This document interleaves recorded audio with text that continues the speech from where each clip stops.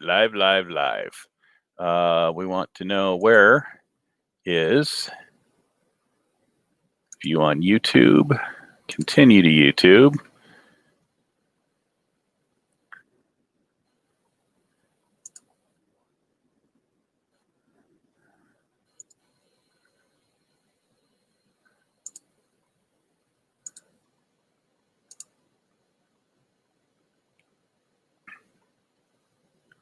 All right, getting the share links up right now.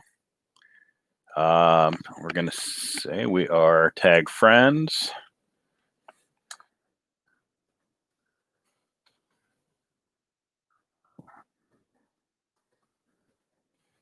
Borrio. All right, good stuff. So let's go ahead and throw that out there. And now we're live. All right, we're live. I've got a link out on Twitter, and I've got a link on Facebook, and this is where'd that link go?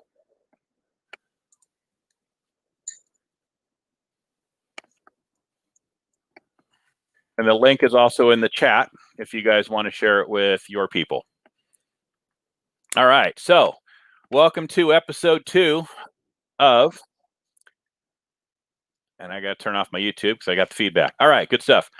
We are in episode number 2 of 1001 Ways to Get Screwed in Real Estate. Today, we have Eddie Borrio and our guest, Robin Crawley. So, why do we do this? We do this because we're sponsored by blockbuyer.com, the only SEC-approved platform for non-accredited investors to invest with others in real estate housing investments. Crowdfunding for everyone. We're also sponsored by South Bend 7, an alternative investment fund backed by debt-free real estate. And by Trojan. Don't be a fool, wrap your tool. Not really. Trojan did not endorse that one. I just thought it'd be funny to get it up there. So Eddie is looking for his headset. So we're going to bring on Robin. Yep, there's Eddie. And he's ready to go. Eddie, welcome to the show. Hello. So we're, yeah, I can hear you great. You sound fantastic. Okay, great. So Eddie's out, he's doing a house flip up in Orange County right now.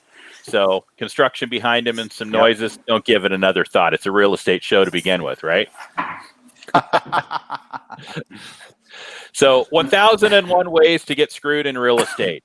This was actually Eddie's brainchild. He's been working on this and making this list for years. And we decided to go ahead and bring this up to the forefront so that we could help other people make their fortune in real estate and hopefully not stub their toe along the way we have. Eddie, what kind of got you started in doing this? Well, it all started with me creating a company called Bid Day, and it was an online real estate auction platform. And I built that platform in around 2008, actually 2005. And we gained huge momentum in 2006, 7, 8. We had we developed a online live streaming ballroom auction. So you think of it like 1,000 people in the ballroom and 3,000 people online, and they were able to bid against each other to buy houses from like Fannie Mae, Bank of America, Wells Fargo, Hudson and Marshall Auctions. So we licensed that platform, and so we got a lot of great insight on happening. We were selling up to 650 houses in a week on our platform. Nice. We would see things in the site that would be like lists of repairs, reports, disclosures, and all of a sudden, sometimes they would be missing or lost or removed. And we just, over many years, probably over the 8 or 9 years, we saw a lot of dishonesty. So we said, well, we were selling an auction, one house to, essentially, they had to have all money in cash to buy these houses. So at that point, we said, well, what can we do to make it a lot more honest for people to be able to buy bulk, or individual properties that didn't have all the money or all the time or all the skills required. And that's where we started to create our crowdfunding platform. And we basically did it for honesty. That was our complete goal, is to be able to have transparency and honesty. From my former company, we saw that there was a lot of dishonesty in all the portfolios. So I was committed to be building something for the people that was honest and transparent. And that's where our company Block Buyer came from. Fantastic. All right. And that's what started this whole list. So, yeah, all right. 1,068 ways to get taken advantage or screwed in real estate. All right. Well, we left off a few. We went down 1001. Hey, I want to bring Robin online and give her a little introduction. I met Robin at a private lending group many years ago. And I lost my camera. All right, but he'll have my audio. All right. Hi, Robin. Robin. Hi. Has been in the construction, design, and build in real estate since 2002. She's built everything from small single-family rehabs to modern luxury homes on the islands of Miami. I met her when she was doing that. She's left traditional real estate to focus solely on affordable housing. She saw a need for nice homes in this asset class and dove right in. Today, she's bought and sold hundreds of mobile homes across the southeast section of the United States. And then we also have her information here so that we can plug her in. Robin, welcome to the show. Thank you so much for coming on in such short notice. No problem. My pleasure. Anything to help a friend. Hi, Robin. Hi, nice to meet you. Nice to meet you also. We lost you, Leo. I know. I'm here. Camera's unplugged. All right. It's back in. I don't know if we'll get my video back, but we're here. So, Robin, you have a ton of experience in the design, build, high-end houses in Miami. You had some partner issues. I've had partner issues. Eddie's had partner issues, and we've learned a lot from that.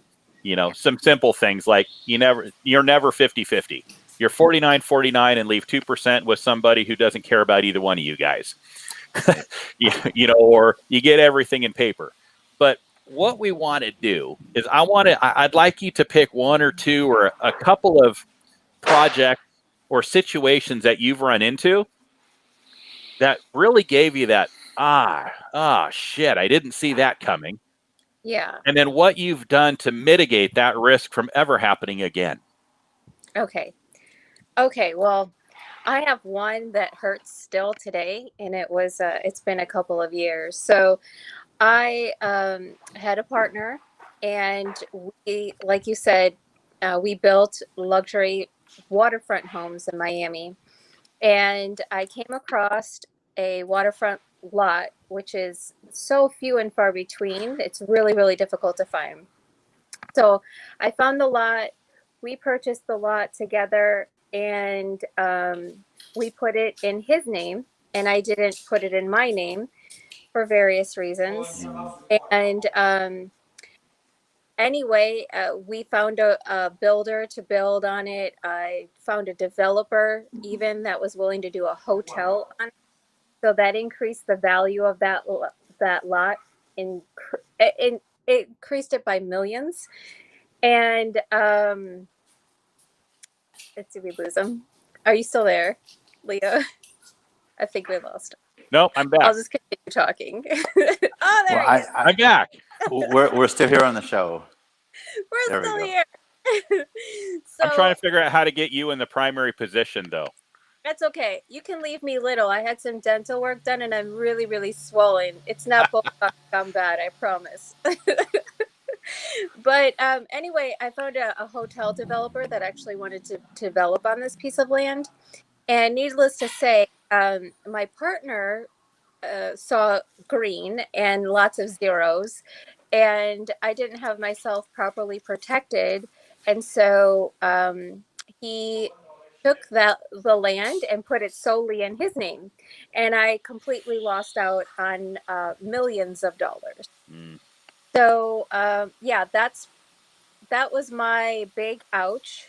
And I will never do that again. It was just a trust factor. We did it for different tax purposes, and just trust me. And I had no reason not to at that point. but once a lot of those zeros came upon, all of a sudden I wasn't a 50-50 partner anymore. I wasn't even 49-49 partner anymore. I was zero. So spent a couple years fighting for it, spent a couple years in court, and eventually the judge was just like, it's just a verbal agreement at this point, and there's really nothing you can do. So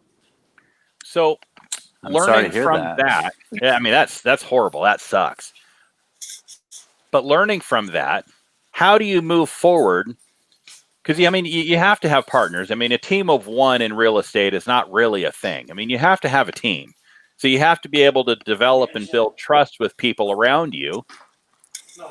What are you doing to be able to have that trust, still have partners, and not be taken advantage of?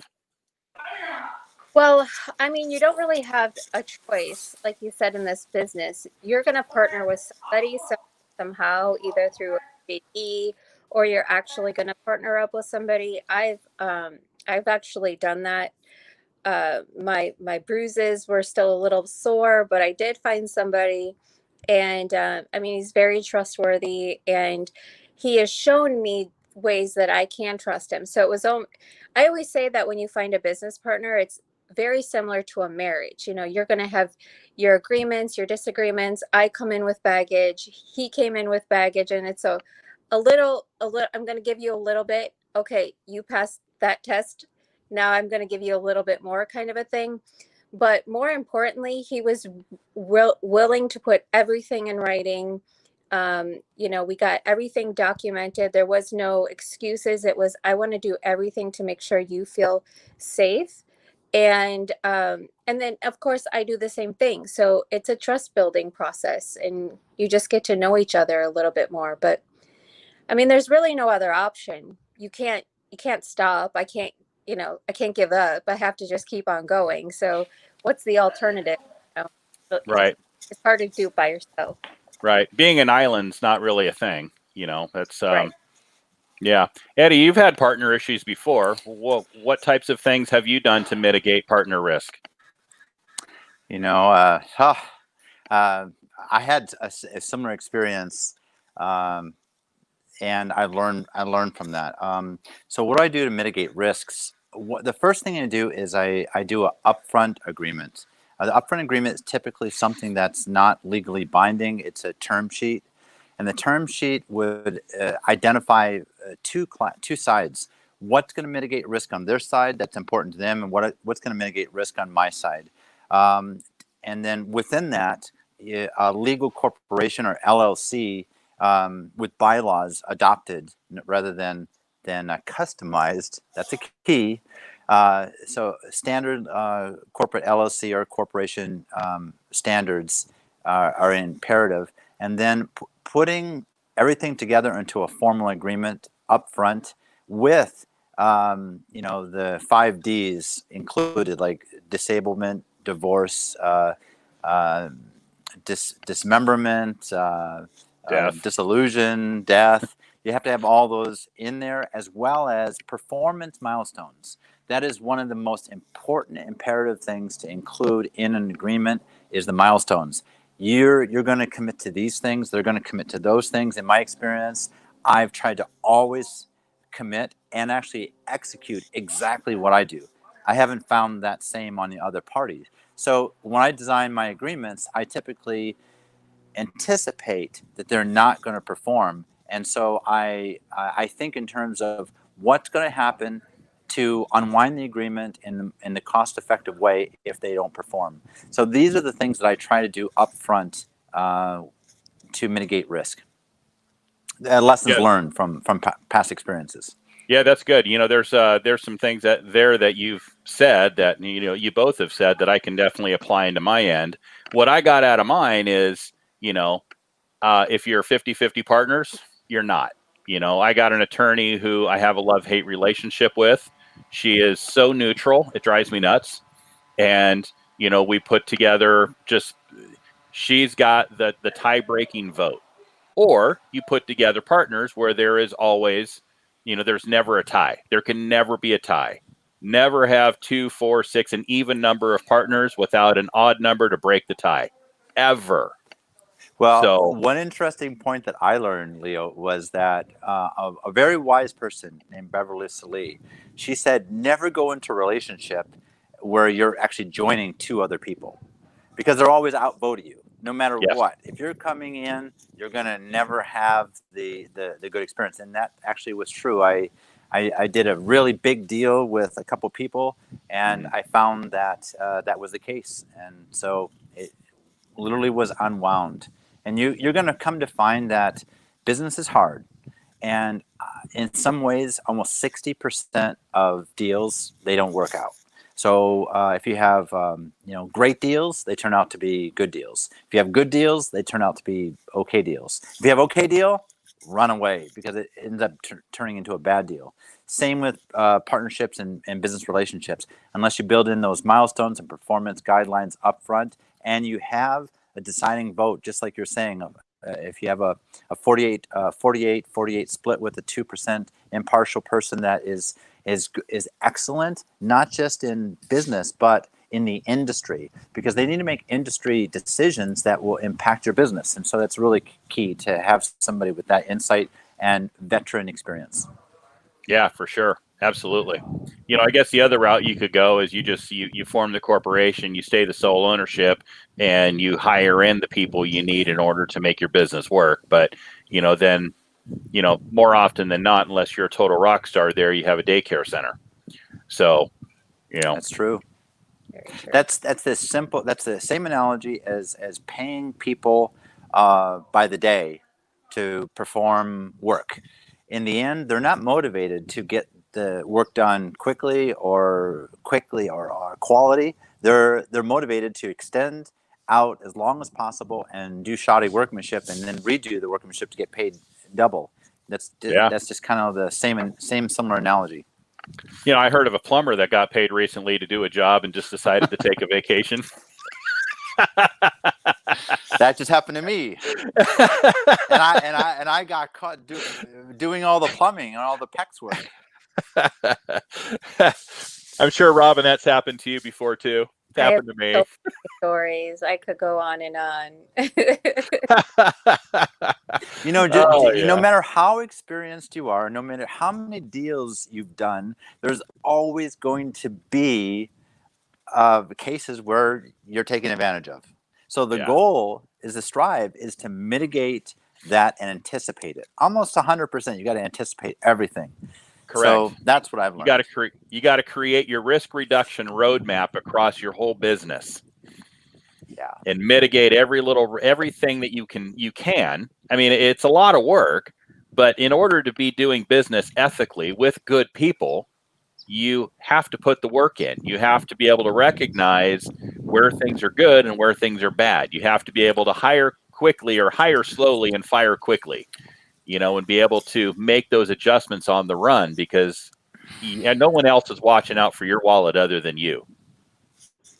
And it takes lots of time. It takes a lot of time to be able to identify trust. I'm getting the lighting here. So to get trust and build trust, and get something that you can depend on. And that's hard, to depend on partners. And it takes years. It takes years to develop that.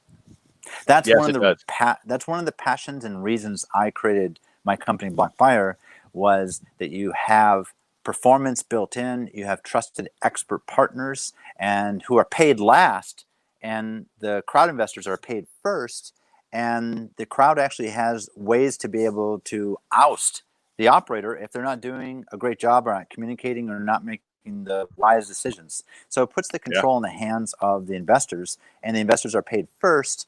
And we built in every possible risk mechanism we could. So, Robin, now you're off in doing mobile homes now. Hold on, I got a little thing for you here. mobilehomeinvestmentsolutions.com. Is that email right? mobilehome.investments? It is. That's pretty badass. That's cool. So tell us what you're off in. What are you up to now? What are you doing? Well, in 2018, I struggled I think I had a conversation with you. I had a bad relationship and I was left homeless, jobless with $300 to my name. So I went with building humongous homes to I had to leave a really bad situation, and I just had to rebuild my entire life all over again. And it was really strange because I was 41 at the time, and so to think about rebuilding your life at 41, um, it was just it's mind blowing, right? Because you think by 41 you got all your crap together and you never Yeah, have to but do this you know again. what though? During that time, you and I had, well, we had several conversations, Yeah. and I was absolutely blown away by your desire and your ambition to rise up again. I mean, you're inspirational. So Oh, keep going. I want to hear the rest of your story. thank you. Yeah. I appreciate that. Well, for me, I mean, there was no other option. I mean, people always say, like, how did you do it? I don't understand. How did you go from nothing to this?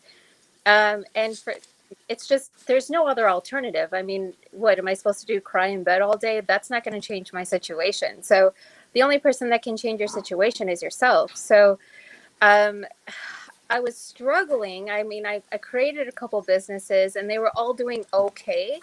And I was paying my bills. Everything was fine. I got back on my feet within about 6 weeks, and I just kept progressively getting better and better. But I just couldn't get to that next level that I was used to being at. And so one day somebody just said something about mobile homes. And I thought, are you kidding? Like, you're really coming to me right now with mobile homes as a suggestion. Do you know who I am? Do you know what I've done? Do you know the Venetian Island? I've built a lot of homes over there. But he said to me, he goes, you want steady cash flow, right? That's what you're looking for. And indeed, I was, because even though I was in real estate and I was wholesaling and I was doing very well, it's always like, okay, well, this is really great. I had a really great month, but what is next month going to bring? And you're in that constant like anxiety mode that you never know if you're going to have enough to pay your bills next month. And like I said, I could never get to the point where I was super comfortable. And so I did a mastermind on it, and I took this guy's class and I shadowed him, and he sold me. Within 2 days, he sold me. He took me in a mobile home and he said, okay, to buy this mobile home, it was $750. And we walked it, and he goes, okay, now how much do you think it's going to cost to rehab this? And I like to think of myself as like a teacher's pet. And I'm kind of like Monica from Friends. She always likes to be right. So I was really, really proud to have an answer like, look, teacher, I've been building for all these years, I know this answer. I was like, 15,000. And he goes, yeah, try 1,500. And I'm like, what? You mean to tell me that I can buy this mobile home and fix it up for less than what, $3,000-4,000? Okay, I need to know more. And that's all it was for me. It was like, okay, I get it. They're not sexy, but there's a really low entry point, and the cash flow was amazing. So all I wanted was enough cash flow to pay my monthly bills. And I was able to do that. And then once I realized how easy this was and how much there was a need, it's not like regular real estate where, uh, people are actually looking. They're calling me all day long saying, I have $10,000. I need a new home. People don't call you say I have 400,000. I need a new home. I mean, unless you're a realtor, right? Or you're Right. looking for an upgrade or something. But this happens all day long. So yeah, I don't make as much money as I did in real estate, but I'm making consistent money, Yeah.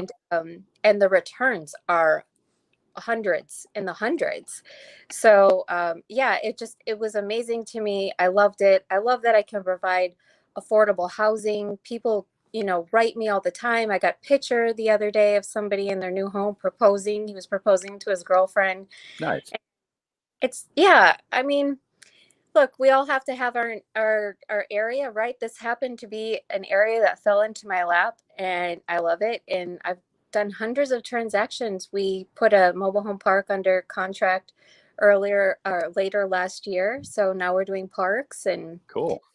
Yeah, I'm excited. It's an exciting asset class for me. You know, it's interesting that you end up down here in this asset class because that's where I'm at. I operate in the low income housing, and I have since we first met. And you guys are building multi-million-dollar homes, and I was talking to you guys about, hey, I bought a house for 15 grand and it rents for $800 a month, and you guys are like, yeah, well, we just made like $900,000 on this place. So It's it's true. interesting, and Yeah, yeah, but it that is takes 4 years to do that. right, How much money I mean, I had a student come to me the other day and he was so happy. He's like, Robin, I just bought a single family home for $75,000. I was like, great. What are you going to rent it for? He goes, 700. I said, okay, now how many mobile homes could you have bought? right, 10. That 750 could now be 4,000. I right, mean, it's right. just, I mean, it's a no brainer. It really, really is. Yeah. So you don't have very many rentals then. You're flipping them, or are you also keeping them? So I don't like the rental. I like to owner finance them. So Okay. it does two things. It gives people something that actually belongs to them, and it alleviates the pressure of having a 10 o'clock call on a Friday night saying they have a leaky toilet. Right. So, So I'm on the flip side. I like the rentals, and most of our rentals are Section 8. So during oh, this whole downturn where people are, they don't have jobs, or, they're struggling to pay rent, and there's these eviction moratoriums where people are just choosing not to pay rent. Most of mm-hmm, our places are Section 8. They're getting their rents are paid anyway. So that's during this time frame, we've done very well. Um, but I don't have very many people in my space that do mobile homes. So this is cool because it's an asset class I've looked at. I just don't know that much about them. yeah.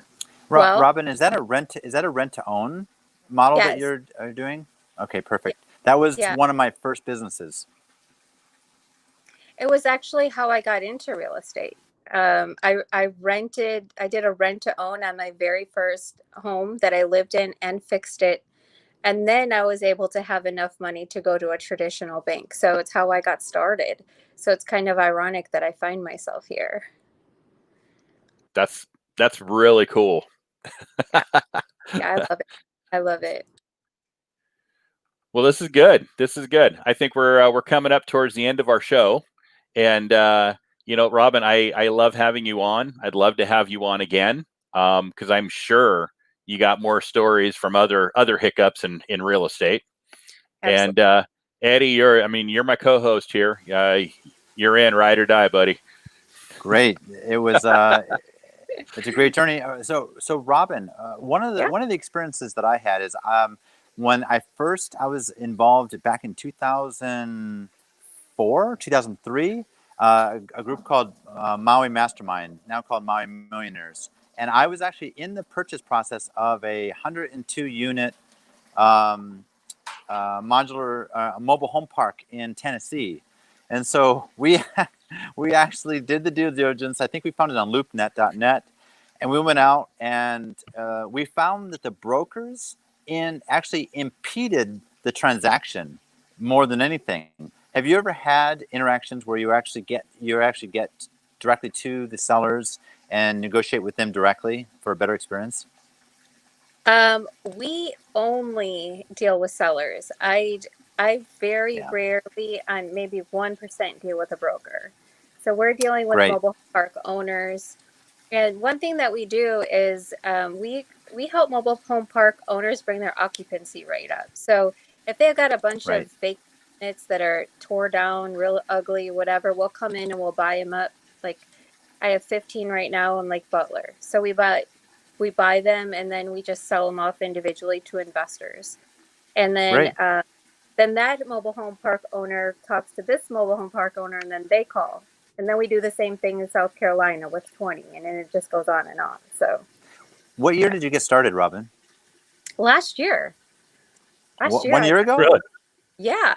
I'm So, not even in a year. I'm not even in a year. And I've a already lot, done so, so a lot of the philosophies that I've been hearing I learned starting in 1998 to 2003 by Rich Dad Poor Dad, some of the books. Have you followed some of the philosophies? Because a lot of their words and kind of your thought processes really follow in tune to those practices.